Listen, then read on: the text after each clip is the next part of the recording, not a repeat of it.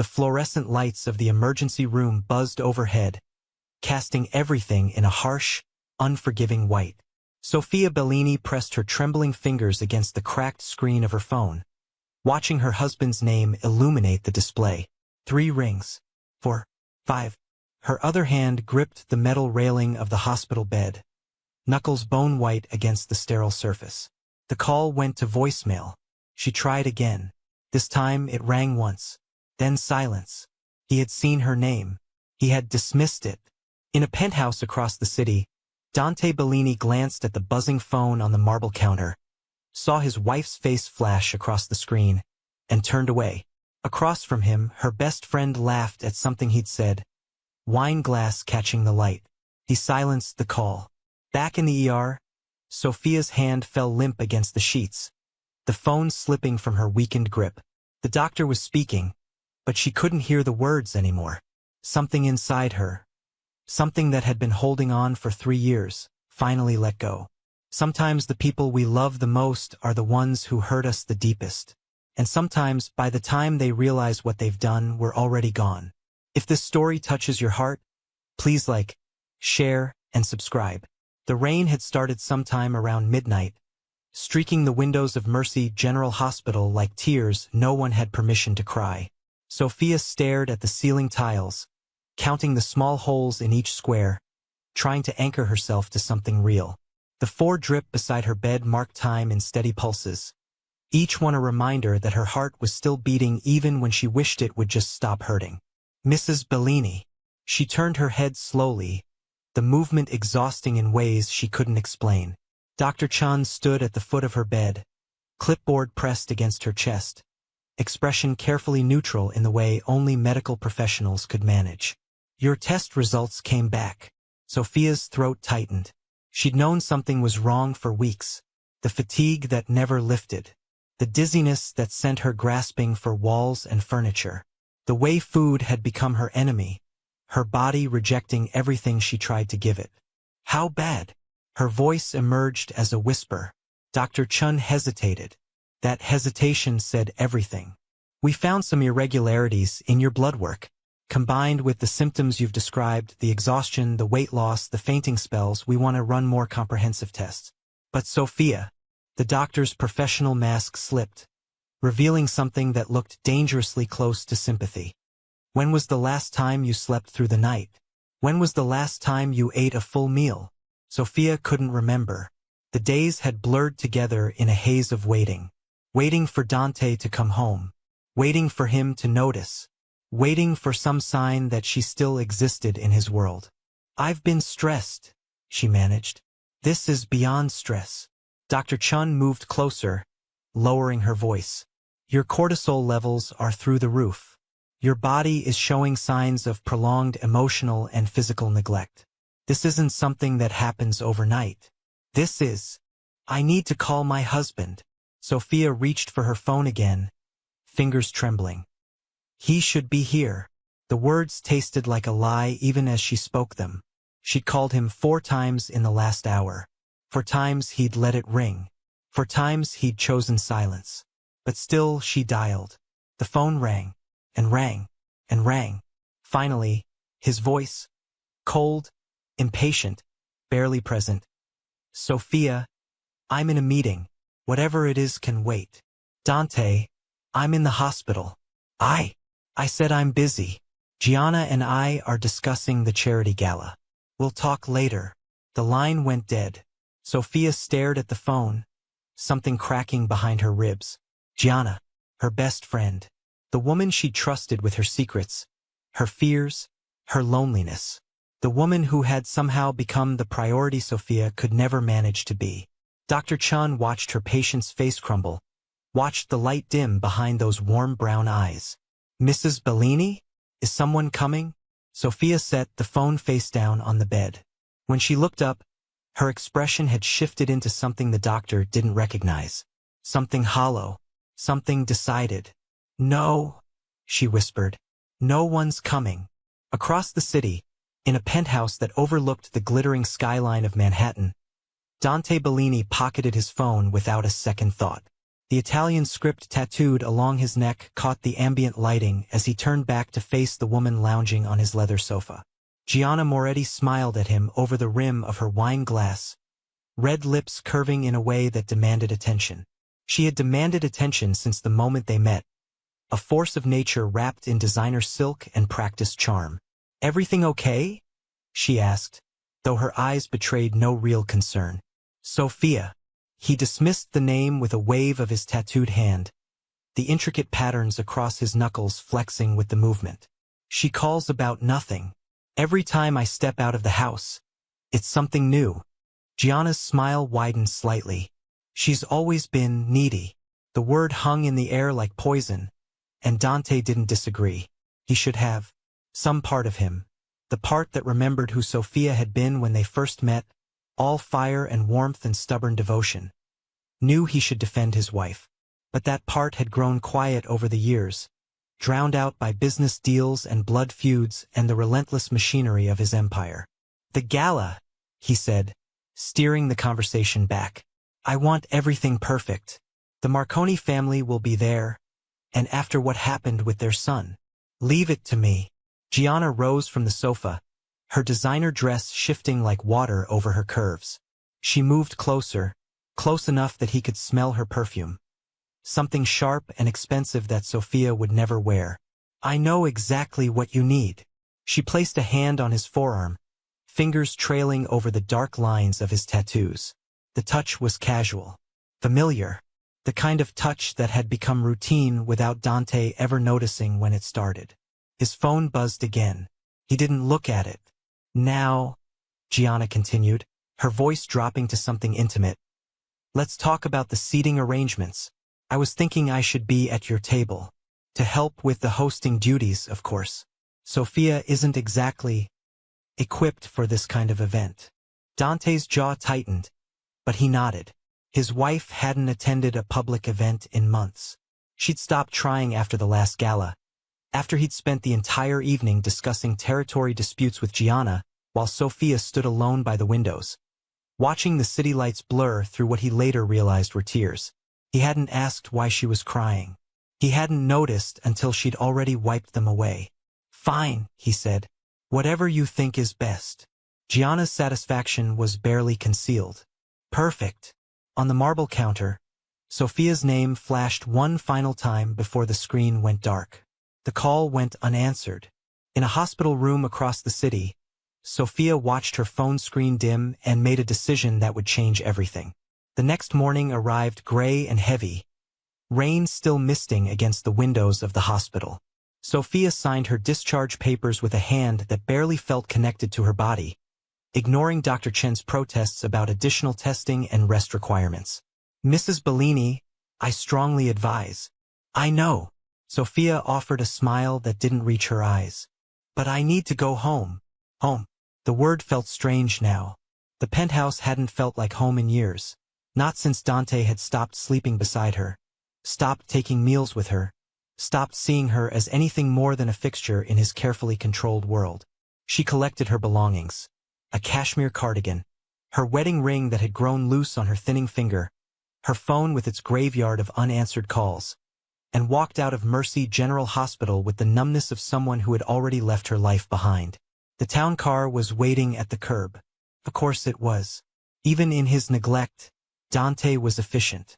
He'd probably sent it automatically, some assistant program to handle the minor inconveniences of his wife's existence. "Where to, Mrs. Bellini?" The driver, a young man she didn't recognize, met her eyes in the rearview mirror. Sophia gave the address of the penthouse. Then she leaned her head against the rain-streaked window and watched the city blur past, wondering when New York had stopped feeling like home. When she arrived at the building, the doorman greeted her with the polite disinterest of someone paid to be invisible. The elevator carried her upward in silence, floor numbers climbing like a countdown to something inevitable. The penthouse doors opened to reveal exactly what she expected. Empty, cold, a space designed for power, not warmth. Sophia moved through the rooms like a ghost haunting her own life. The bedroom they hadn't shared in months, Dante's pillow perfectly unwrinkled, The closet filled with designer clothes that hung on her frame now, evidence of the weight she'd lost without him noticing. The kitchen where she'd stopped cooking elaborate meals because no one was there to eat them. She found herself in the study, the one room she rarely entered. Dante's domain. Walls lined with books he didn't read. A desk covered with papers she wasn't supposed to see. Photographs in silver frames. Their wedding day, her face bright with joy she could no longer remember feeling. On his desk, she spotted something that made her blood freeze. A jewelry box. Small, velvet, expensive. The kind of box that held promises. She shouldn't open it. She knew she shouldn't. But her hands moved without permission, fingers lifting the lid to reveal. A diamond bracelet. Delicate. Feminine. Nothing like the bold statement pieces Dante had given her over the years. A gift card was tucked inside. The handwriting wasn't Dante's. For G. Something to remember last night. D. The bracelet slipped from Sophia's fingers, landing silently on the carpet. Gianna. The room tilted. Sophia gripped the edge of the desk, her vision swimming. Dr. Chen's warnings about her health suddenly screaming in her ears. Her heart was racing, too fast, her body threatening to betray her again. But she didn't cry. She was beyond tears. She walked to their bedroom closet and pulled a suitcase from the top shelf. Then, methodically, she began to pack. Only the essentials. Only what was hers. Nothing he'd bought her. The jewelry, the designer clothes, the trappings of a life that had never really belonged to her. She packed her mother's necklace. The books she'd brought from her old apartment. The photographs of her family that Dante had never hung on the walls because they didn't match the aesthetic. She packed until the suitcase was full. Then she sat on the edge of the bed they'd once shared and wrote a letter she'd been composing in her heart for years. Dante, I called you from the hospital last night. For times. You didn't answer. I've been disappearing for months now, and you never noticed. I've been drowning in this life you built for us, and you never reached out your hand. I found the bracelet. I know it's for Gianna. I don't know how far it goes, and I've realized I don't have the strength left to find out. I loved you. I loved you with everything I had. And it wasn't enough. I waited for you to see me. I waited for you to choose me. I waited until waiting became all I was. But I can't wait anymore. By the time you read this, I'll be gone. Don't look for me. I'm not hiding. I'm just finally letting go. You chose her. Over and over, you chose her. Now I'm choosing myself. Sophia. She folded the letter, placed it on his pillow, and took off her wedding ring. The diamond caught the afternoon light as she set it on top of the paper, a small circle of broken promises. Then Sophia Bellini picked up her suitcase and walked out of the penthouse without looking back. 3 hours later, Dante came home. The apartment was quiet in a way that felt wrong, though he couldn't immediately identify why. He loosened his tie, the motion revealing more of the Italian script tattooed along his throat, and moved through the space with the distracted efficiency of a man whose mind was elsewhere. The Marconi deal had fallen through. 3 months of negotiations, hundreds of thousands in bribes, and it had collapsed because someone had talked. His blood was still humming with the cold fury of betrayal, his knuckles aching from the conversation he'd had with the informant.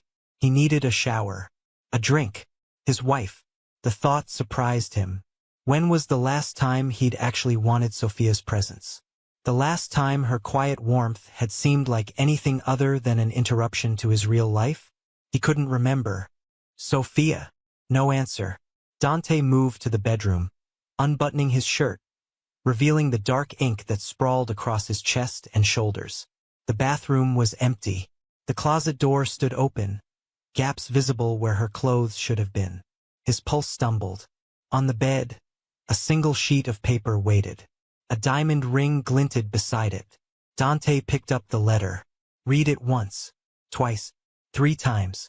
The words didn't change. I called you from the hospital last night. For times. You didn't answer. Hospital. She'd been in the hospital. While he'd been drinking wine with Gianna, laughing about charity seating arrangements, his wife had been. I found the bracelet. I know it's for Gianna. His blood turned to ice. The bracelet. He'd forgotten to move it, too focused on business to remember the gift he'd bought for the charity auction. The donation that would cement his public image as a generous benefactor. It wasn't for Gianna. It had never been for Gianna. But Sophia didn't know that.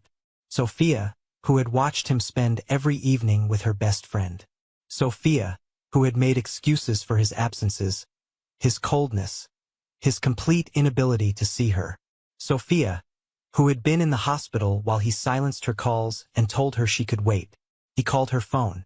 It went straight to voicemail. He called again, and again, and again. Pick up. His voice cracked, something he hadn't allowed in years. God damn it, Sophia. Pick up the phone. Voicemail. Every time. He called his security team, his voice stripped of its usual cold authority. Find her. I don't care what it takes. Find my wife. Then Dante Bellini, the most feared mafia boss on the eastern seaboard, sank onto the edge of his empty bed and realized, for the first time in 3 years, exactly what he had lost. Days bled into nights. Dante's men searched every hotel in the city, every rental property, every safe house connected to the Caruso family. Sophia had vanished like smoke, leaving no trail, no forwarding address, no breadcrumbs for a man who had never learned to follow. He stopped sleeping. The nights stretched endless and cruel, filled with memories he'd pushed aside for too long. Sophia on their wedding day, her smile so bright it hurt to remember. Sophia waiting up for him after a deal gone wrong. Warm tea and warmer hands, ready to ease the tension from his shoulders.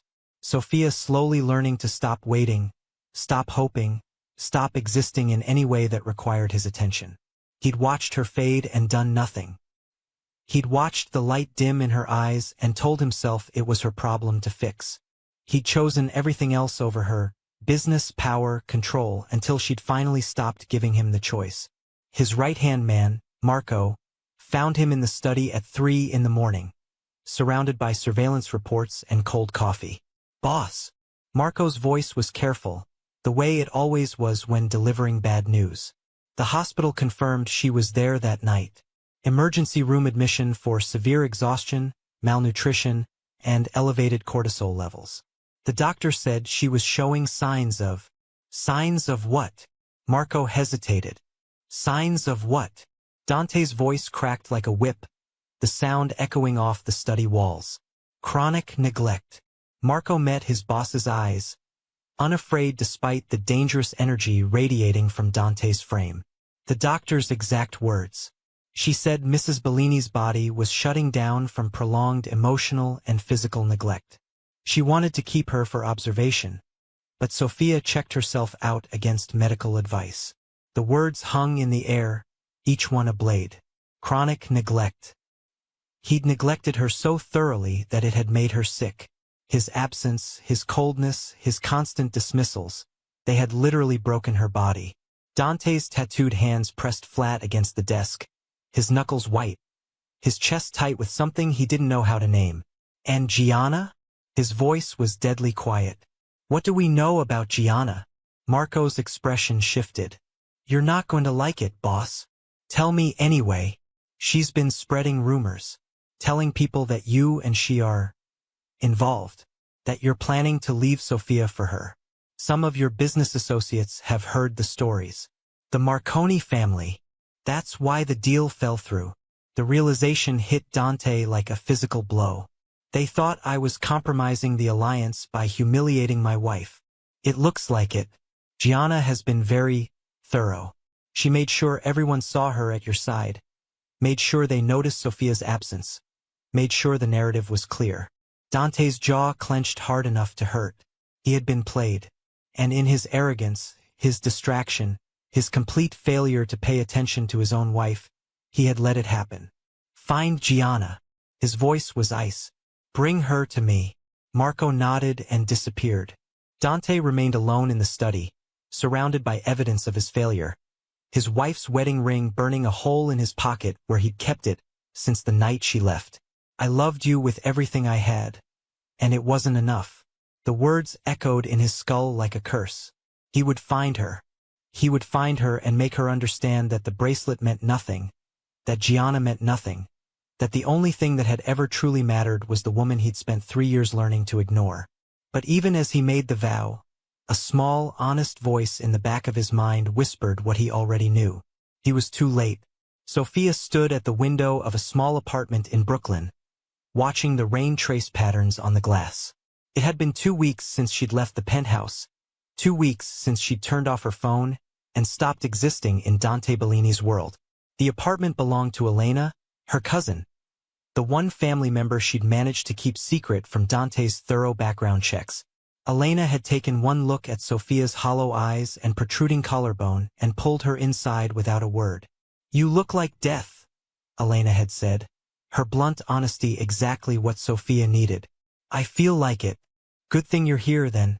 Death doesn't stand a chance against my cooking." 2 weeks later, Sophia had gained back 3 pounds and regained enough strength to stay awake past 8 in the evening. Small victories, measured in bites of food and hours of sleep and moments where she didn't think about him at all. Those moments were rare. Dante invaded her thoughts at the worst times. In the shower, where the hot water reminded her of his hands on her skin in the early days. In bed at night, when the empty space beside her felt like an accusation. In the quiet mornings when she reached for her phone to text him before remembering that her phone was buried in the bottom of a drawer, powered off, dead. He was probably looking for her. Or maybe he wasn't. Maybe he'd found the letter, found the ring, and felt nothing but relief. Maybe Gianna was already living in the penthouse, wearing Sophia's abandoned clothes, sleeping in Sophia's abandoned bed. The thought should have hurt more than it did. "You're doing it again." Elena appeared beside her, pressing a mug of tea into Sophia's hands. "Thinking about him. Is it that obvious? You get this look, like someone's hollowing you out with a spoon." Sophia laughed despite herself, the sound rusty from disuse. "That's disgustingly accurate." "I know. I'm a poet." Elena settled onto the window seat, her sharp eyes never leaving her cousin's face. "Has he tried to contact you?" "I don't know. The phone's been off." "Good. Keep it that way." Elena's voice hardened.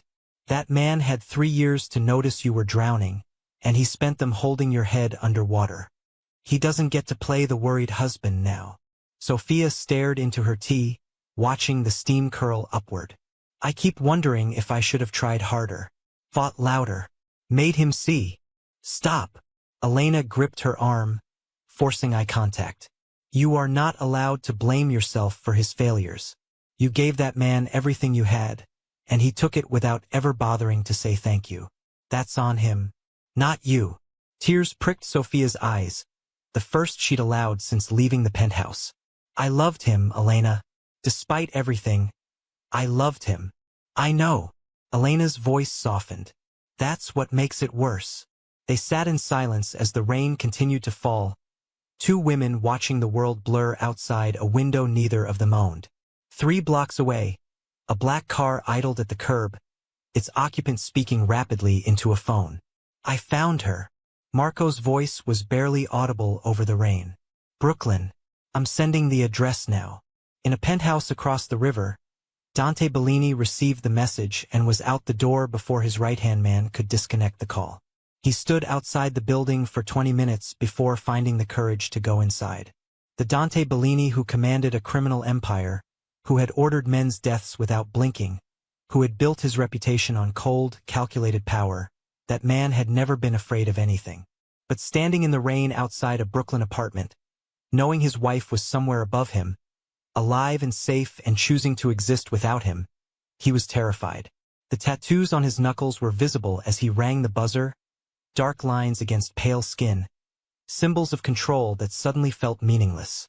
A woman's voice crackled through the intercom. "Not Sophia." "Who is it?" "Dante Bellini. I'm here to see my wife." Silence. Then, "Go to hell." The intercom went dead. He buzzed again, and again, and again. "I'm not leaving until I see her." "Then I hope you brought an umbrella, because you're going to be there a long time." Dante pressed his forehead against the cold metal of the door frame, rain soaking through his suit, running in rivulets over his tattooed skin. "Please." The word felt foreign in his mouth. "Please. I just need to know she's okay."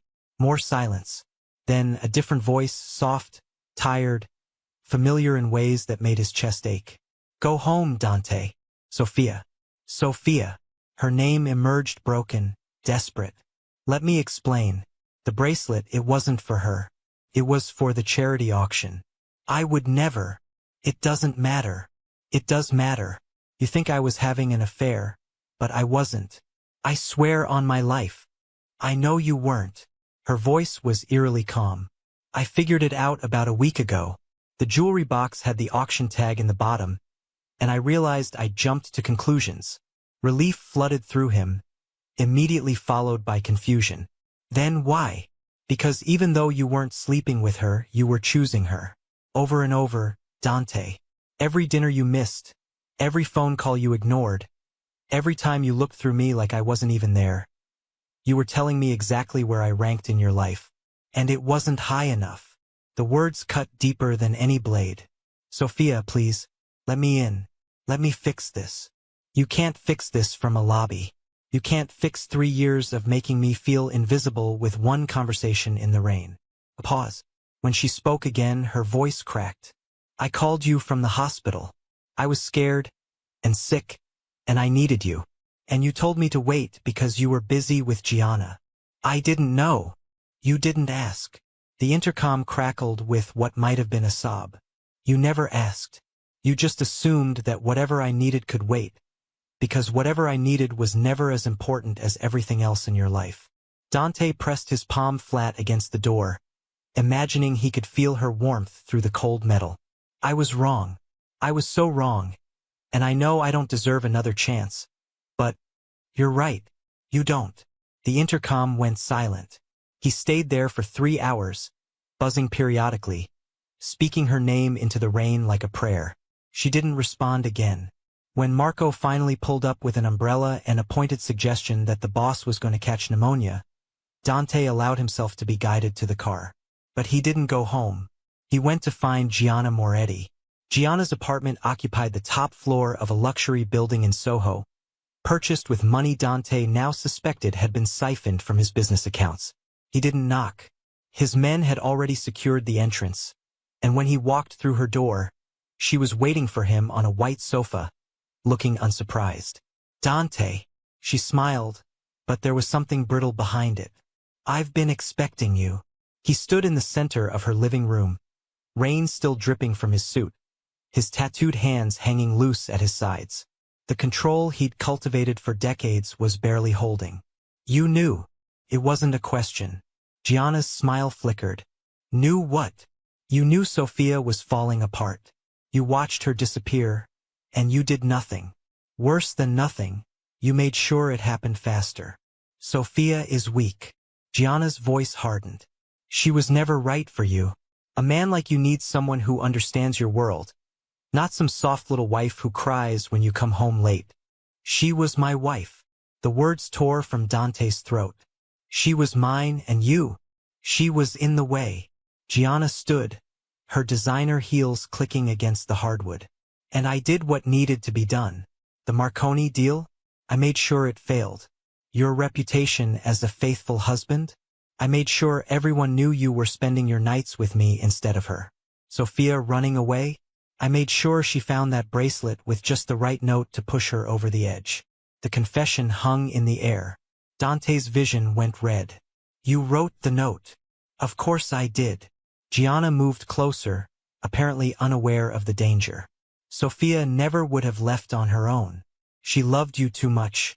But give her evidence of betrayal, plant enough seeds of doubt, and even the most devoted wife will eventually break.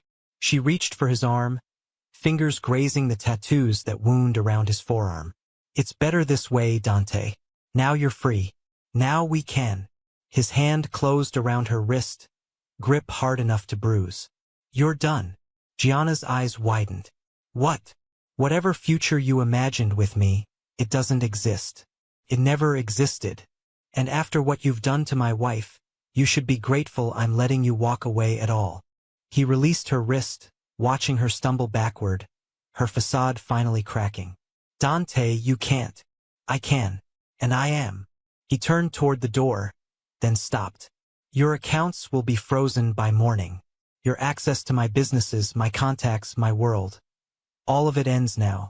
If I ever see your face again, if I ever hear that you've so much as whispered Sophia's name, I will destroy you in ways that won't leave enough evidence for a funeral."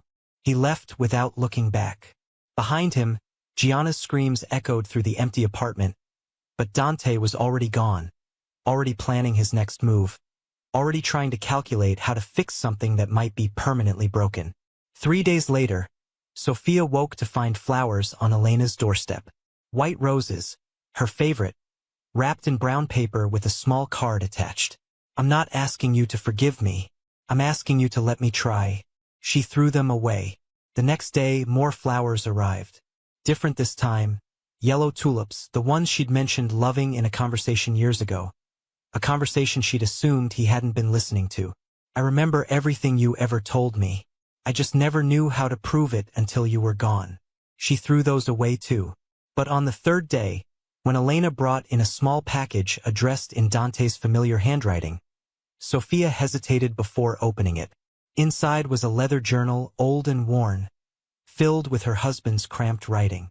She read the first entry. "March 15th, 3 years ago. Wedding day. She looked at me like I was worth saving. I don't deserve it, but I'm going to spend my life trying to be the man she sees." The entries continued, sporadic but consistent over the years. Notes about her favorite coffee order, observations about the way she laughed when she was truly happy, confessions about the pressure of his world and how guilty he felt for bringing her into it. "She's pulling away. I can see it happening, but I don't know how to stop it. Every time I try to tell her how much she matters, something comes up. Something always comes up. She stopped waiting up for me. The bedroom is dark when I come home now. I should wake her, should tell her I'm sorry, should be the husband she deserves. But I don't know how anymore. Gianna says Sophia seems distant lately. Maybe I should take her on a trip, just the two of us. But the Marconi deal is coming up, and I can't leave right now. I'll make it up to her. I always say that. I never do." The final entry was dated the night she'd left. "She called from the hospital and I didn't answer. I didn't answer, and now she's gone, and I deserve every moment of this pain. I spent 3 years watching the best thing in my life slip away, and I told myself I'd fix it later. There is no later. There is only this empty apartment and her ring in my pocket and the knowledge that I destroyed something I can never rebuild. But I have to try. Even if she never forgives me, I have to try." Sophia closed the journal with shaking hands. She didn't throw it away. 1 week passed. Then 2. Then 3. Sophia started leaving Elena's apartment, taking slow walks around the neighborhood, rebuilding her strength one city block at a time. She saw Dante's men on the corners sometimes, discreet, distant, watching without approaching. He was having her protected even though she'd asked him to stay away. She shouldn't have found it comforting. She did anyway. The journal lived on her nightstand now, read and reread until the pages were soft with handling. His words played on repeat in her mind, mixing with the memories of their early days, when he'd looked at her like she was the only thing that mattered. He had loved her. Somewhere beneath the cold exterior and the endless business dealings and the complete inability to prioritize his own heart, he had loved her. It didn't fix what was broken, but it made her wonder if broken things could be rebuilt. Elena noticed the shift. "You're thinking about going back." "I'm thinking about a lot of things." "That's not a no." Sophia sighed, staring out at the Brooklyn skyline. "He hurt me, Elena. For 3 years, he made me feel like I didn't exist. And now he's sending flowers and journals and having his men watch over me like I'm something precious. And I don't know how to reconcile those two versions of the same man." "So don't." Elena moved to stand beside her. "Don't try to figure out who he was or who he is. Ask yourself who you need him to be, and then make him prove he can be that person. Not with flowers. Not with pretty words. With actions, Sophia. With time. And if he can't, then you walk away again. But at least this time you'll know for sure." Sophia turned her wedding ring over in her palm.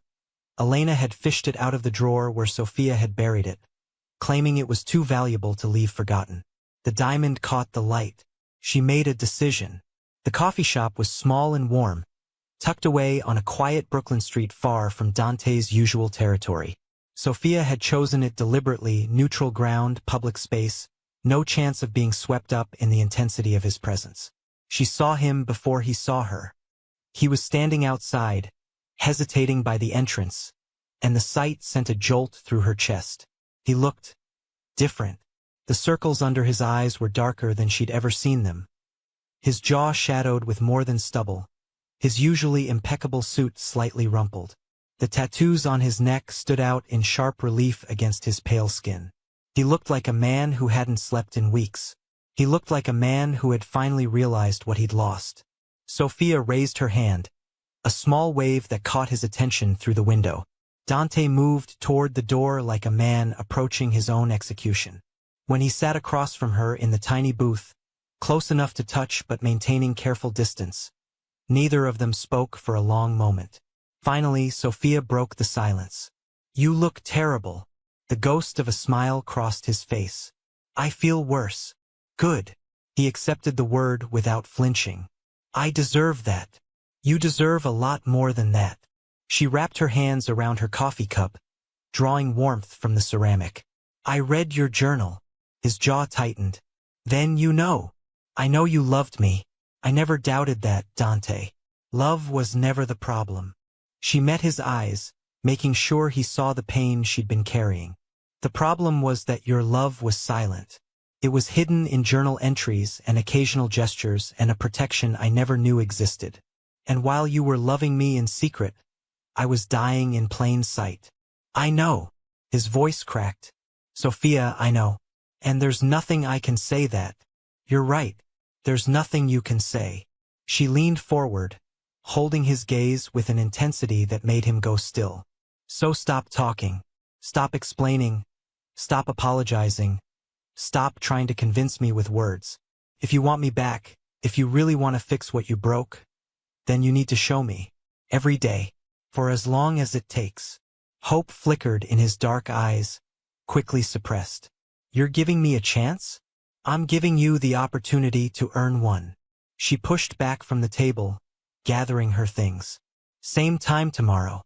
Be here or don't." "But Dante." He looked up at her, his tattooed hands gripping the edge of the table like it was the only thing keeping him upright. "This is your last chance. If you fail me again, if you choose anything over me one more time, I'm gone.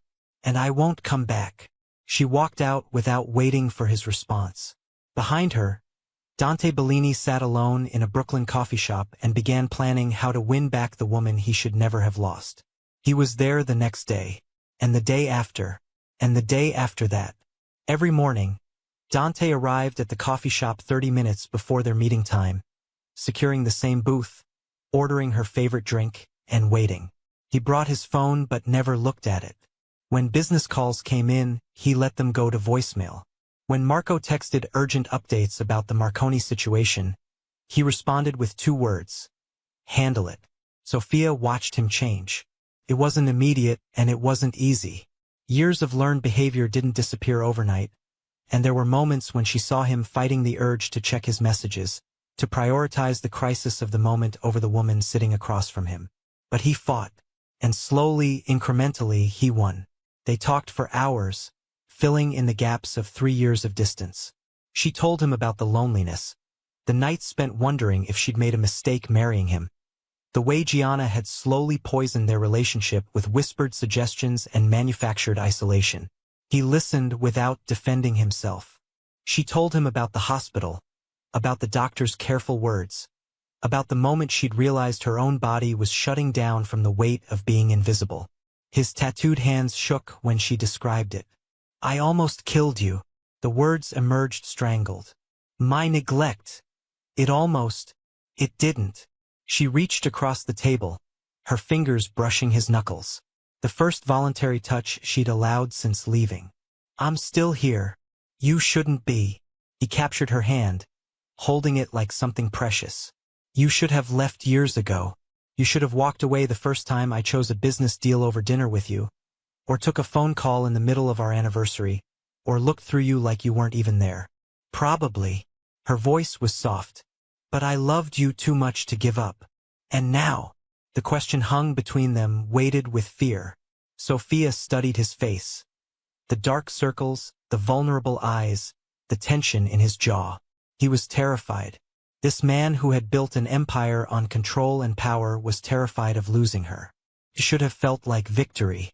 Instead, it just felt like the beginning of something new. Now, she said quietly, I'm learning that loving you doesn't have to mean losing myself. And you're learning that loving me means putting that love into action. Not just words. I'm trying. I know. She squeezed his hand. That's why I'm still here. For weeks later, Sophia received a phone call from Dr. Chun. Her test results had finally come back, run on samples she'd provided during a follow-up visit. The news was better than expected. Her cortisol levels were normalizing. Her weight was climbing back toward healthy, and the physical symptoms of prolonged stress were finally beginning to fade. Whatever you're doing differently, Dr. Chun said, keep doing it. What Sophia was doing differently was allowing herself to be seen. She'd moved back into the penthouse. Slowly, cautiously, one personal item at a time. Her books now occupied a shelf in Dante's study, their spines a deliberate interruption in his wall of business texts. Her photographs hung in the living room, family faces smiling from frames he'd hung himself. Her presence had reclaimed every room she'd once haunted like a ghost. And Dante was learning. He came home for dinner now, phone silenced and attention undivided. He woke her when he arrived late, pressing kisses to her forehead rather than slipping silently into the bed they'd started sharing again. He asked about her day and listened to the answers, memorizing details he'd once let slip away. It wasn't perfect. He still struggled with the instinct to prioritize crisis over connection. Old patterns died hard, and there were moments when Sophia caught him reaching for his phone out of habit, moments when the tension of his world threatened to pull him back into old behaviors. But each time he stopped himself. Each time he chose her. And slowly, the trust Sophia had lost began to rebuild. The night everything changed again started like any other. Sophia was in the kitchen, attempting a recipe she'd found online, when Dante came through the door earlier than expected. His expression was tight, controlled in the way she'd learned to recognize as barely suppressed fury. What happened? He didn't answer immediately. Instead, he moved toward her, hands settling on her waist, pulling her close with an urgency that made her breath catch. Dante, what happened? The Marconis. His voice was rough against her hair. They made a move. Someone gave them information, internal information, and they're using it to push a hostile takeover. Sophia pulled back enough to see his face. What kind of information? Shipping routes, safe house locations, names of people under my protection. His jaw clenched. The kind of information that could get people killed. How did they? I don't know, but I'm going to find out. He released her, stepping back, and Sophia recognized the shift. The cold calculation settling over his features, the transformation into the man who commanded an empire. For a moment, she waited for the old pattern to resume. For him to disappear into his study, shut her out, handle the crisis alone while she watched from the margins of his life. But Dante paused at the doorway. I need to handle this, he said slowly. But I want you to know what's happening.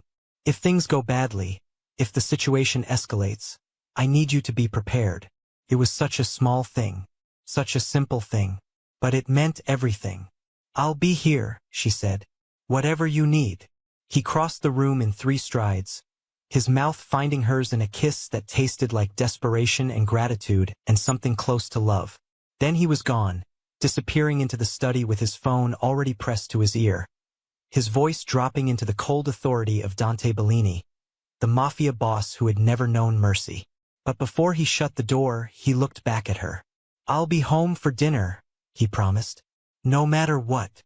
And 3 hours later, when the crisis was still unfolding but his word had been given, Dante Bellini sat down across from his wife and ate the dinner she'd prepared, his phone silenced on the counter, his attention fully and completely hers. The threat intensified over the following days. The Marconi family had apparently decided that Dante's recent distraction, his focus on reconciling with Sophia instead of crushing his enemies, made him vulnerable. They pushed harder, testing boundaries, making moves that demanded response. Dante responded. But for the first time in his career, he did it differently. He delegated more than he ever had before, trusting Marco and his other lieutenants with responsibilities he'd always clutched close. He held strategy meetings in the penthouse rather than at undisclosed locations, ensuring Sofia was never left wondering where he was or when he'd return. He kept her informed, not about everything, but about enough that she understood the danger and could prepare accordingly. "You're different," Marco observed during a late-night briefing. More what? More human." Marco shrugged, apparently unafraid of his boss's reaction. "The men are noticing. Some of them think it's weakness. Let them think what they want." Dante's eyes found Sofia through the study doorway, where she sat reading in the living room, completely unaware of his attention. "I'm done letting this life consume everything I care about. And if the Marconis interpret that as an invitation, then I'll remind them exactly who they're dealing with." The cold edge returned to Dante's voice, his tattooed hands flexing with controlled violence. "I'm choosing to be better for my wife. That doesn't make me weak. It makes me someone who finally understands what's worth fighting for." The battle with the Marconis came to a head on a Thursday night. Dante had received intelligence about a planned attack on one of his warehouses, and the timing required his physical presence. But as he prepared to leave the penthouse, arming himself with the efficiency of a man who had survived countless similar nights, Sofia appeared in the doorway of their bedroom. "Be careful." 3 years ago, she wouldn't have said anything. She would have watched him leave in silence, uncertainty eating at her stomach, not knowing if he would come back. Now, she stood in front of him and demanded his attention. Dante crossed the room, cupping her face in his tattooed hands. "I'll come back to you. You'd better." Her voice was fierce. "Because we're not done yet, Dante Bellini. We're not even close to done." He kissed her once, hard, then forced himself to walk away. The door closed behind him, and Sofia began the long wait, trusting, for the first time in years, that her husband would keep his promise. He came back, bloodied, exhausted, but alive. The Marconi threat had been neutralized permanently, and Dante had made clear to every remaining rival exactly what would happen to anyone who threatened what belonged to him. His wife, his family, his future. Sofia was waiting when he walked through the door at 3 in the morning. She took one look at his face, at the blood on his shirt that might or might not have been his, and pulled him into the bathroom without a word. He let her clean his wounds. He let her peel away the layers of violence that clung to his skin. He let her see the man beneath the monster, vulnerable and broken and desperately grateful that she was still there. "I thought about you," he said quietly as she pressed a bandage to a gash on his forearm. "The whole time. Every time things got dangerous, every time I had to make a decision that could have gotten me killed. I thought about you. About coming home to you." Sofia's hands stilled. "I used to think about the business," he continued, his voice raw. "About the empire, the legacy, the power. But tonight, all I could think about was making it back to you. Making sure I kept my promise." She looked up, meeting his eyes. "Is it over? The danger? This particular threat is. But Sofia, my life is never going to be completely safe. There will always be enemies. Always be someone who wants what I have." "I know." She resumed her careful work on his wounds. "I've always known. And you're still here. I'm still here." The words hung between them, weighted with everything they'd survived. Then Dante's hand caught her wrist, stilling her movements. "Marry me again." Sofia's breath caught. "What? Marry me again." His voice was fierce, desperate. "Let me give you the wedding you deserved. Not the rushed ceremony my world demanded, but something real. Something that proves I choose you. Now and always." Tears pricked her eyes. "Dante, I know I don't deserve another chance. I know I spent years proving that I couldn't be the husband you needed. But I'm different now, Sofia. You made me different. And I want to stand in front of everyone we know and vow to love you the way I should have from the beginning." The bathroom was silent except for the drip of water and the pounding of 2 hearts. Sofia thought about all the nights she'd spent alone.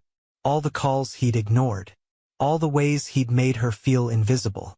Then she thought about the journal, the flowers, the daily coffee meetings, the way he'd started coming home for dinner, started asking about her day, started seeing her as something more than a fixture in his controlled world. He had changed. Not perfectly, not completely, but enough. Enough to deserve this chance. Yes. The word was barely a whisper. Dante pulled her close, burying his face in her hair, and for the first time in years, Sophia felt like she was finally home. The morning after Dante's proposal, Sophia woke to find him watching her.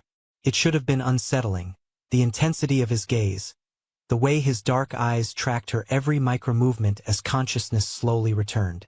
But there was something in his expression that made her breath catch for entirely different reasons. Devotion.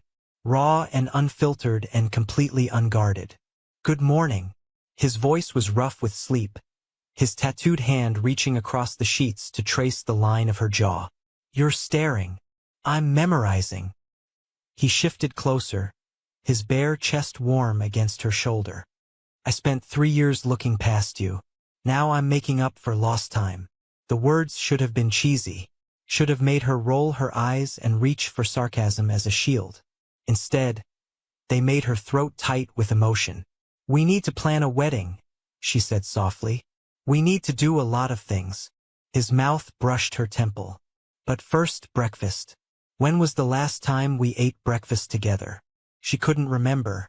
They ate in the kitchen, sitting at the island rather than the formal dining room that had always felt too large for 2 people. Dante made scrambled eggs, badly, it turned out, though Sophia suspected the effort mattered more than the result, while she handled coffee and toast. It was domestic, normal, everything their marriage hadn't been for years. I was thinking, Dante said, scraping burned egg residue into the sink. We could do it here, the wedding, on the rooftop terrace, just close family and the people who actually matter. Not 1,000 business associates and their networking agendas? He had the grace to look ashamed. No, just us. Just the people who love you. The people who love you. Not who love us or who love the Bellini name. Who love you. Sophia set down her coffee cup. You're really trying. I told you I would. He turned to face her, leaning against the counter, his tattooed forearms crossed over his chest. And I know it doesn't erase what happened. I know there are moments when you look at me and you're wondering if I'm going to slip back into old patterns. But Sophia, he pushed away from the counter, moving toward her with deliberate steps. I almost lost you, and the days you were gone were the worst of my life. Worse than anything the business has thrown at me. Worse than betrayal or assassination attempts or watching deals collapse. Because none of that mattered. None of it has ever mattered, not compared to you. His hands found her waist, pulling her from the stool until she stood pressed against him. I'm going to spend the rest of my life proving that I understand that now. Sophia kissed him. It wasn't a gentle kiss. Not the careful pecks of their recent reconciliation or the desperate grasps of crisis. It was something else entirely. A claiming, a promise, a declaration that she was done holding back. When they finally broke apart, both breathing hard, Dante's eyes had gone dark with something that made her pulse race. The wedding, he said hoarsely. Soon. I want you to have my name again. I never stopped having your name. Then I want the world to know you chose to keep it. That after everything I put you through, you looked at me and decided I was worth staying for. She traced the tattoos on his neck, feeling his pulse jump beneath her fingers. 3 weeks, she said. I want 3 weeks to plan. And I want Elena there and my cousins from Brooklyn and anyone else I choose. No business associates. No strategic guest lists. Done. And I want you there, present. Not checking your phone. Not disappearing for emergencies. Not letting the world pull you away from the most important moment of our lives. His jaw tightened with determination. I will be there for every second. I swear it. Okay then. She smiled, the expression feeling strange after so long without it. Let's get married. The next 3 weeks passed in a blur of activity. Sophia threw herself into planning with an energy she hadn't felt in years, rediscovering joy in the small decisions. flower arrangements, menu tastings, the perfect dress. Elena came over daily to help, her sharp commentary a welcome contrast to the professional wedding planners Dante had tried to hire. Too many lilies, Elena declared, vetoing an elaborate centerpiece design. Sophia likes roses. Simple, elegant, romantic. Not this botanical explosion. The planner looked offended. Mrs. Bellini approved this arrangement last week. Mrs. Bellini was being polite because she spent years pretending her opinions don't matter. Elena shot Sophia a pointed look. That stops now. Sophia laughed, the sound startling even herself. Elena's right. White roses. Nothing else. The planner made a note, clearly recalibrating their understanding of the dynamic. Dante, true to his word, remained present throughout the process. He attended tastings even when his phone buzzed with urgent messages, offered opinions on color schemes even though he clearly had no preferences, and made sure Sophia knew she was the priority in every interaction. It wasn't always smooth. There were moments when the old Dante surfaced, the cold, controlled mask slipping back into place when business problems demanded his attention. But he caught himself each time, visibly wrestled with the instinct to disappear into work, and forced himself back to her side. Progress. Painful, imperfect, but real. 1 week before the wedding, Marco arrived at the penthouse with news that made Dante's expression go dangerously blank. We need to talk. His right-hand man glanced at Sophia, clearly uncertain whether to continue in her presence. Boss, whatever you need to say, you can say in front of my wife. The words settled something in Sophia's chest. Not exclusion. Partnership. Marco nodded slowly. We've intercepted communications suggesting someone is targeting the wedding. The Calabrese family, they lost significant territory when you took down the Marconis. Now they're looking to make a statement. What kind of statement? The violent kind. Marco's jaw tightened. They know about Sophia. They know she matters to you. And they're planning to use that. The temperature in the room seemed to drop. Sophia watched her husband transform. Watched the warmth drain from his eyes, replaced by the cold calculation of a man who had survived decades in a brutal world. His tattooed hands flexed at his sides, controlled violence waiting for release. Tell me everything. Marco outlined the threat in clinical detail. The Calabrese family, led by a man named Victor Calabrese, had apparently decided that attacking Dante's wedding would serve as both revenge for the Marconi situation and a demonstration of their own power. They had resources, connections, and a willingness to sacrifice lives for political points. They were also, according to Marco's intelligence, specifically interested in Sophia. They see her as your weakness, Marco explained. They think taking her will break you. They're not wrong. Dante's voice was ice. Which is why we're going to crush them before they get the chance. Dante. Sophia stepped forward, placing a hand on his arm. We're not canceling the wedding. He turned to her, conflict clear in his expression. Sophia. No. Listen to me. She held his gaze, refusing to look away. For 3 years, I let your world push me aside. I let threats and deals and power struggles become excuses for why we couldn't have a real marriage. I'm not doing that anymore. This isn't about the business pushing us aside. This is about people who want to hurt you. Then protect me. But don't ask me to hide. Don't ask me to cancel the day I've been planning for weeks because someone out there doesn't like you. Her voice strengthened, the fierce determination that had first attracted Dante surfacing after years of suppression. You promised me you would be different, that you would stop letting everything else come before us. This is your chance to prove it. You're asking me to risk your life for a wedding ceremony? I'm asking you to find a way to have both, to protect me and give me the future you promised. She cupped his face in her hands, forcing him to look at her. Really look, past the fear and the cold calculation to the man underneath. I believe you can do that. I believe in you. For a long moment, silence held the room. Then Dante's expression shifted, the ice cracking to reveal something more vulnerable beneath. Okay. His voice was rough.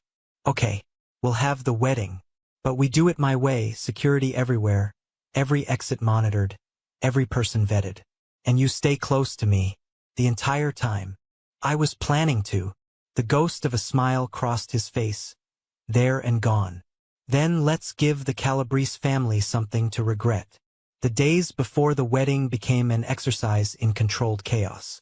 Security teams swept the penthouse rooftop 3 times daily, checking for vulnerabilities and installing surveillance equipment that would have made government agencies jealous. Guest lists were vetted and re-vetted, every name run through databases that tracked criminal affiliations and family connections. The catering staff was replaced with Dante's own people, trained professionals who could handle both appetizers and automatic weapons. Sophia watched it all with a strange sense of calm. She should have been terrified, should have been reconsidering her decision to proceed, calculating the risks, preparing for the worst. But something had shifted in her understanding of her own life. She had spent years being afraid of Dante's world, of his distance, of losing herself in the margins of his existence. That fear had nearly destroyed her, had literally made her sick, Dr. Chen's words echoing in her memory. Chronic neglect. She was done being afraid. If she was going to live in this world, really live, not just survive, then she needed to face it head-on. The dangers, the complications, the constant awareness that her husband's enemies would always see her as a target. Better to be a target standing tall than a victim hiding in the shadows. The morning of the wedding dawned clear and warm, perfect weather for the rooftop ceremony they'd planned. Sophia stood in the bedroom that had once felt like a prison, now transformed by months of healing and hope, and looked at herself in the mirror. The dress was simpler than her first wedding gown. Soft white silk that skimmed her figure rather than encasing it, delicate lace at the shoulders, no train to drag behind her. She'd gained back most of the weight she'd lost, her face no longer gaunt, her eyes no longer shadowed. She looked healthy. She looked alive. Elena appeared behind her in the mirror, eyes suspiciously bright. "You look beautiful. I feel beautiful." Sophia turned, pulling her cousin into a hug. "Thank you. For everything. For taking me in when I had nowhere else to go. For yelling at me when I needed it. For believing I was worth more than what I'd accepted. You always were." Elena pulled back, gripping Sophia's shoulders. "You just needed someone to remind you." A knock at the door interrupted the moment. Marco's voice, carefully controlled. "It's time." Sophia took a breath. Then she walked toward her second chance. The rooftop terrace had been transformed. White roses cascaded from every surface, just as Sophia had requested. Simple, elegant, romantic. Fairy lights wound through the greenery that lined the space, ready to glow when evening fell. A small group of chairs held the people who mattered most. Elena, Sophia's other cousins, a handful of friends from before her marriage, and the few members of Dante's organization who had proven their loyalty beyond question. No business associates. No networking opportunities. Just love.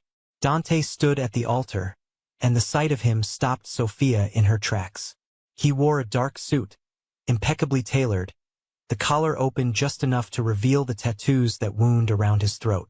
His hands hung at his sides, knuckles bearing their own dark ink, forearms hidden beneath the jacket sleeves, but their presence felt regardless. He looked exactly like what he was. A dangerous man, powerful and controlled and capable of terrible things. But his eyes held nothing but her. Sophia walked toward him, each step closing the distance she'd once thought would separate them forever. She passed Elena, who was crying openly.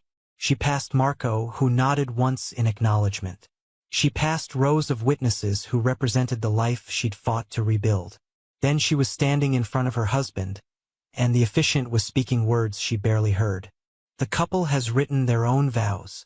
Dante took her hands, his tattooed fingers trembling slightly against hers. "Sophia." His voice cracked on her name. "3 years ago, I stood in front of a different altar and promised to love and honor you. I meant every word, but I didn't understand them. I thought loving you was enough, thought the feeling was all that mattered, and the actions would take care of themselves." His grip tightened. "I was wrong. I let you fade into the background of my life, told myself my work was more important, convinced myself that you would always be there waiting when I finally had time for you. And I almost lost you because of that arrogance. Tears slipped down Sophia's cheeks, but she didn't look away. I can't undo those 3 years. I can't erase the loneliness or the pain or the ways I made you feel invisible. But I can promise you, with every breath I have left, that I will never make those mistakes again. You are not the background of my life, Sophia. You are my life. Everything else is just details. He released one of her hands to pull something from his pocket. A simple band of gold, much smaller than the diamond she still wore. This was my grandmother's ring. She gave it to me before she died and told me to save it for the woman I couldn't live without. I didn't understand what that meant until you were gone. Until I was standing in our empty apartment, holding your letter, realizing that I had spent years taking for granted the only person who ever truly mattered. He slid the ring onto her finger, next to the diamond she'd once left behind. I love you, Sophia.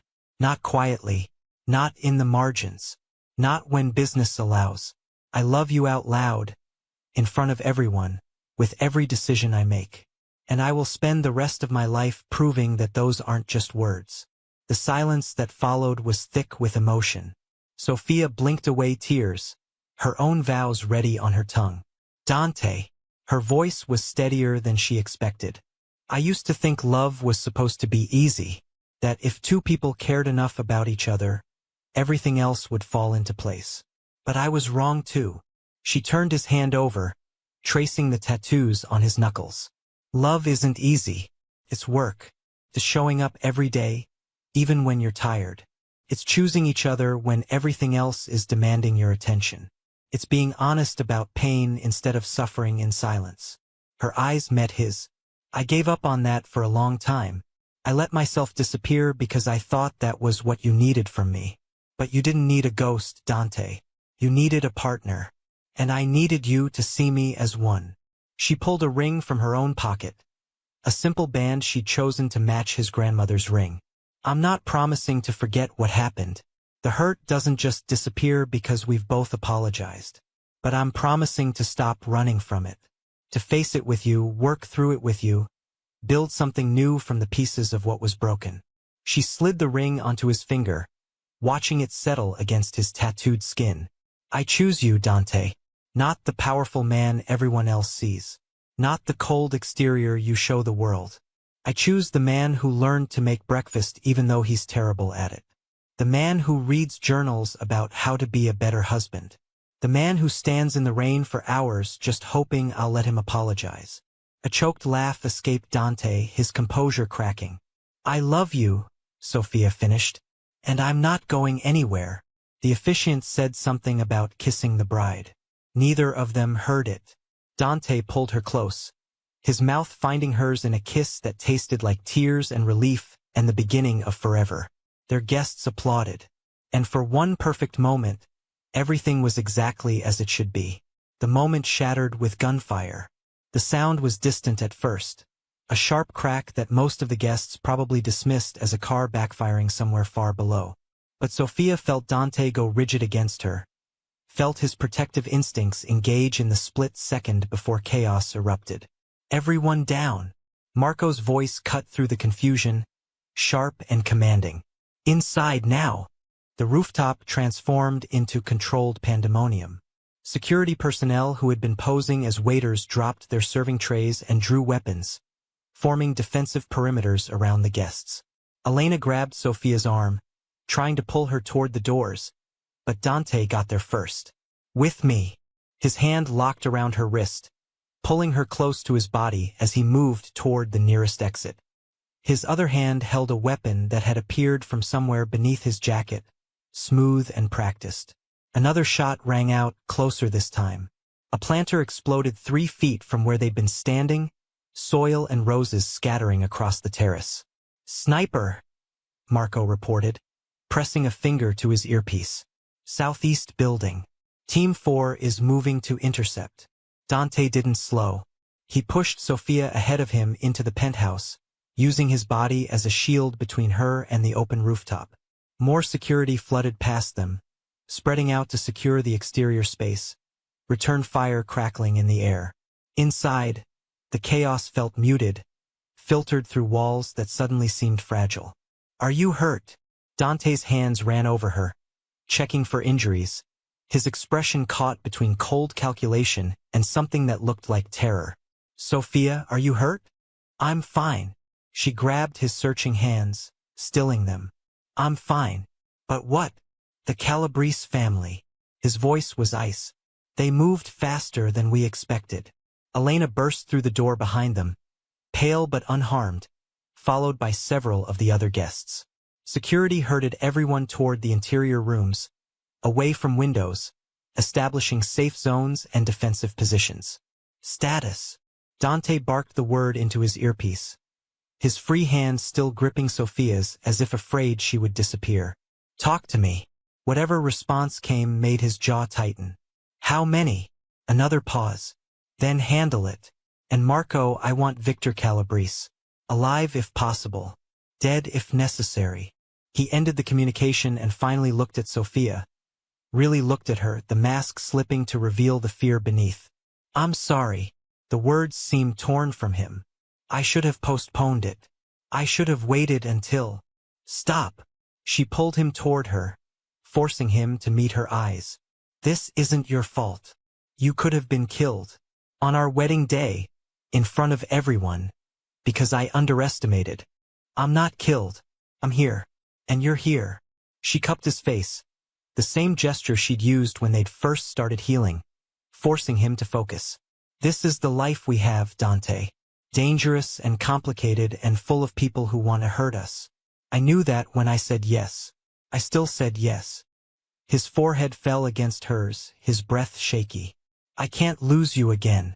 I won't survive it. Then don't lose me. Her voice hardened with determination.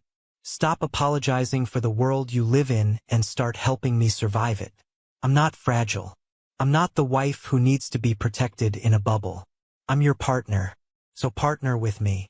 Something shifted in his expression.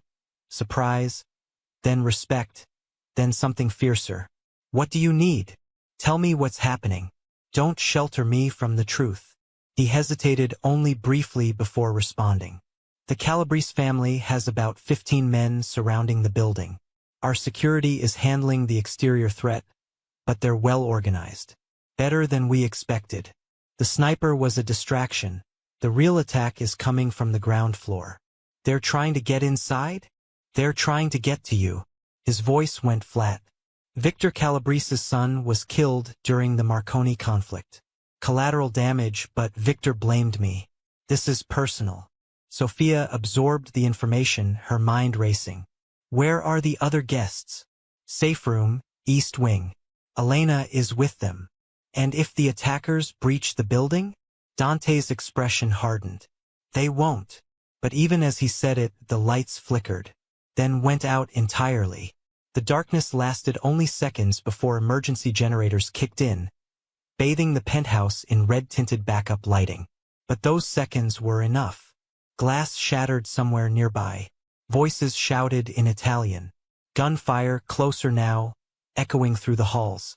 Dante moved without hesitation, pushing Sophia toward the nearest door.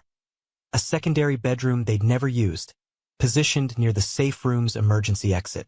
His hand was steady on his weapon, his body positioned between her and every possible threat. Whatever happens, he said quietly, you stay behind me, you don't stop moving, and if I tell you to run, you run. I'm not leaving you. Sophia. I said I'm not leaving you. She grabbed a heavy crystal vase from a nearby table, the closest thing to a weapon available. We do this together or not at all. He stared at her for a heartbeat, something unreadable flickering across his face. Then the door at the end of the hallway burst open, and 3 men in tactical gear poured through. Dante fired twice, dropping 2 of them before they could react. The third raised his weapon, aiming not at Dante but at Sophia, recognition flashing in his eyes.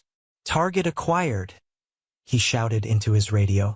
He never finished the transmission. Dante's third shot caught him between the eyes, and he crumpled with the rest. Move! Dante grabbed Sophia's arm, pulling her over the bodies, toward the secondary exit. The safe room is compromised. We need to get off this floor. They ran through corridors that had once felt like home and now felt like a maze of potential death. More sounds of conflict filtered from other parts of the building. Marco's voice, occasionally, barking orders. Other members of Dante's organization, fighting to protect their boss and the woman he loved. At the stairwell, Dante paused, listening. Footsteps below. Multiple sets. Coming up. Back in trance, he decided, changing direction. Through the study. The study. Where his journals were kept. Where Sophia had first discovered the depth of his hidden love. Now it served as an escape route, its rarely used exterior access becoming suddenly vital. They were 3 feet from the door when it exploded inward. A man emerged from the smoke and debris, older, silver-haired, with the cold eyes of someone who had ordered countless deaths without flinching. Victor Calabrese. Dante Bellini. Victor smiled, the expression terrible on his lined face. And the lovely bride. How convenient. He wasn't alone. For more men flanked him, weapons trained on both Dante and Sophia, creating a firing squad with nowhere to hide. Dante's jaw tightened, but he didn't lower his own weapon. Victor, you could have done this anywhere else. Any other day. Why my wedding? Why? Victor's voice cracked with rage. Because you took my son from me. At his birthday party, surrounded by his family, in what should have been a moment of joy. An eye for an eye, Bellini. A celebration for a celebration. Your son was running guns through my territory. He knew the risks. He was 23, Victor screamed. He was supposed to inherit everything I built. And you killed him like he was nothing. Sophia's hand found Dante's, squeezing once. Let her go. Dante's voice was ice. This is between us. She has nothing to do with your son. She has everything to do with it. Victor turned his attention to Sophia, his gaze traveling over her with disgusted satisfaction. I watched you for months, Mrs. Bellini. Watched you fade into nothing while your husband spent his nights with another woman. I thought you would break on your own, save me the trouble. But then you left. And then he brought you back, and suddenly you mattered to him again. He raised his weapon, pointing it directly at Sophia's chest. Now I get to take you from him, just like he took my son from me. The shot never came. Sophia moved without thinking, throwing the crystal vase at Victor's arm, disrupting his aim just as Dante fired. Victor's weapon discharged into the ceiling. Dante's bullet caught one of the flanking men. Chaos erupted. More gunfire. Shouts. The sound of bodies hitting the floor. Sophia found herself pressed against a wall, Dante's body shielding hers, his weapon emptying into the figures who kept coming. Victor was screaming orders. His men were falling. The smoke from the explosion made everything hazy, indistinct. Then suddenly silence. Sophia opened her eyes to find the room transformed into a battlefield. Victor lay on the floor, bleeding from a wound in his shoulder. His weapon kicked away by one of Marco's men who had appeared from nowhere. The other attackers were down, dead or incapacitated. She couldn't tell.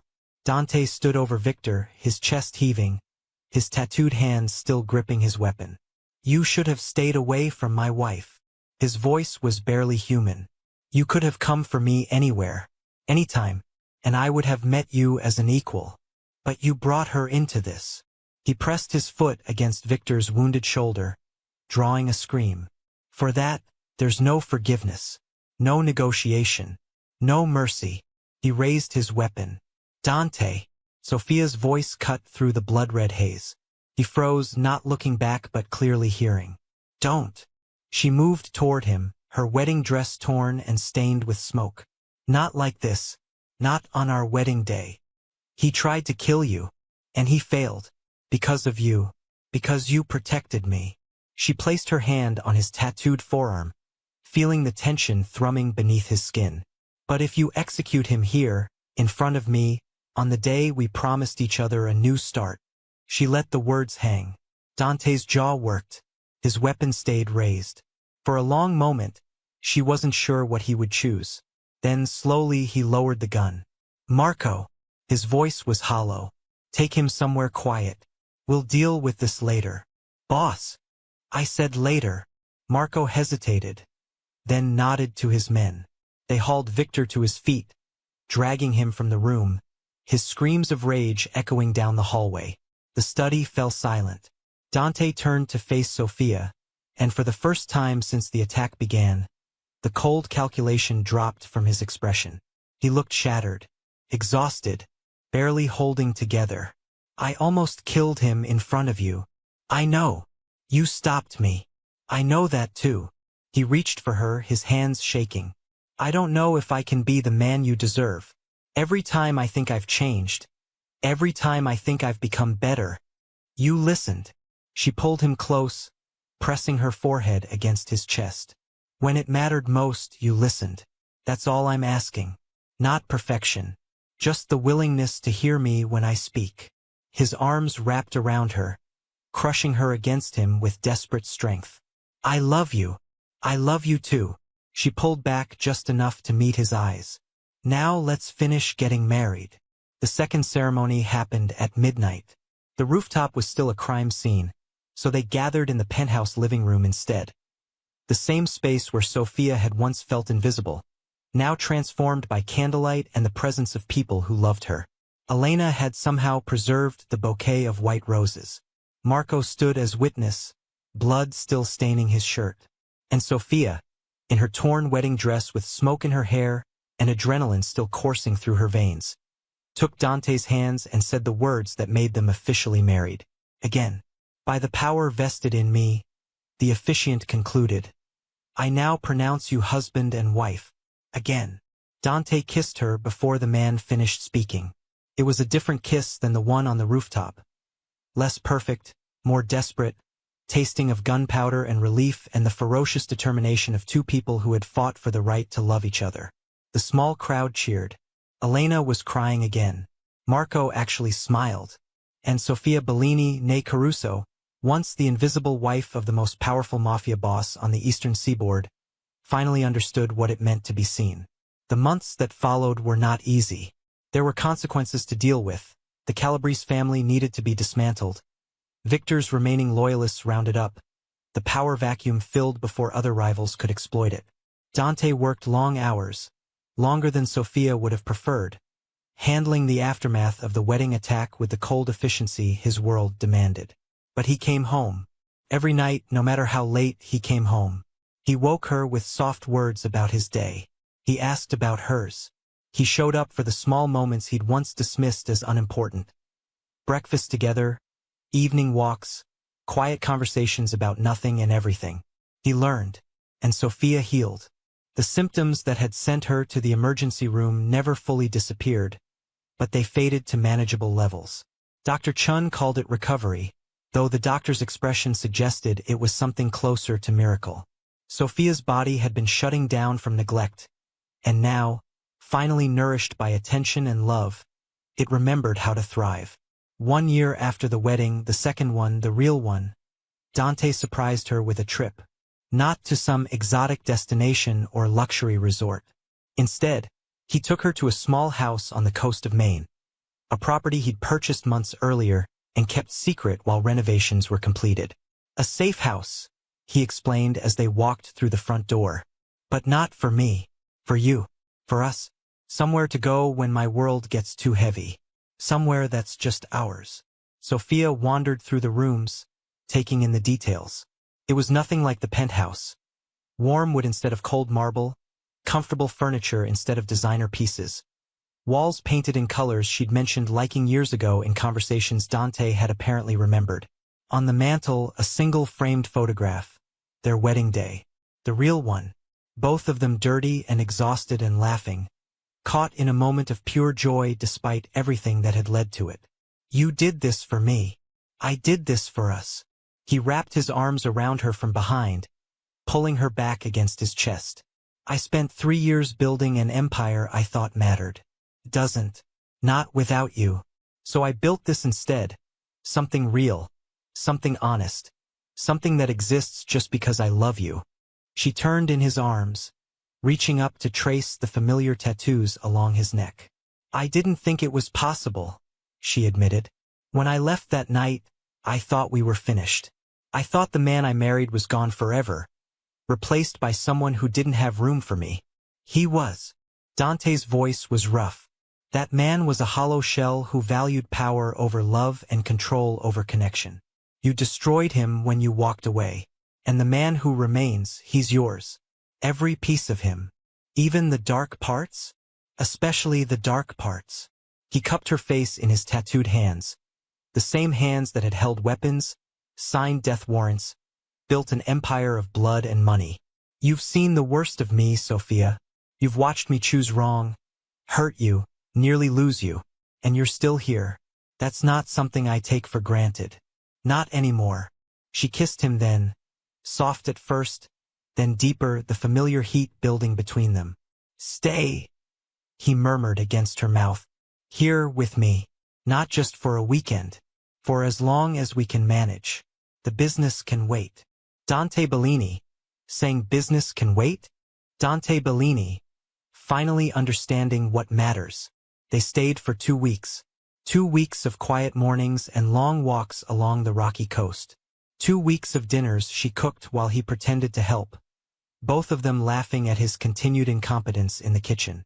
2 weeks of nights tangled together in the large bed overlooking the ocean, relearning each other's bodies and hearts. When they finally returned to New York, something had shifted permanently. The penthouse no longer felt like a prison, felt like home. 5 years later, Sophia stood at the window of the main house, watching the sun set over the water. Her hand rested on her rounded belly. 7 months along. A daughter who kicked frequently and seemed to share her father's stubborn determination. In the other room, she could hear Dante's voice, deep and rumbling, engaged in a phone call that was probably important, but that he would end the moment she needed him. That was the man he'd become, the man she'd helped him learn to be. The door opened behind her, and his footsteps approached.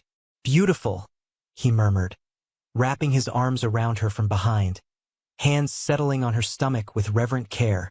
The sunset, that too. She leaned back against him, safe in a way she'd once thought impossible. Do you ever regret it? She asked, stepping back from the business, letting Marco handle the day-to-day. Never. His answer was immediate. I built an empire, Sophia, but I almost destroyed what actually mattered building it.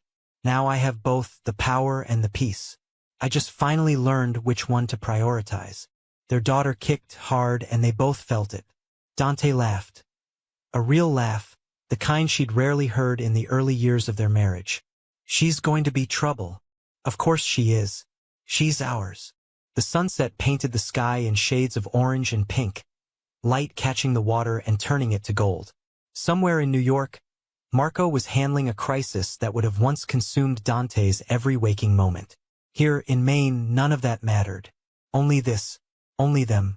I love you, Dante said quietly. Every day, every moment, in ways I didn't know I was capable of before you showed me. Sophia turned in his arms, meeting his eyes that had once been cold and unreadable, now warm with devotion she never had to question. I know, she said. You've spent 5 years proving it.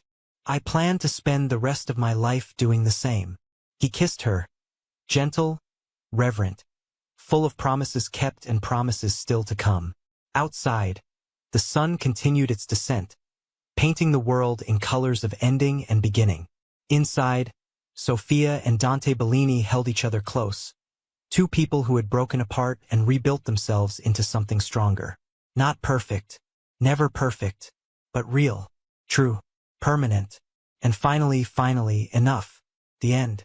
Thank you for experiencing this story. If it touched your heart, please like, share, and subscribe. And remember, love is not just a feeling. It's a choice we make every single day. Choose wisely. Choose completely. Choose love.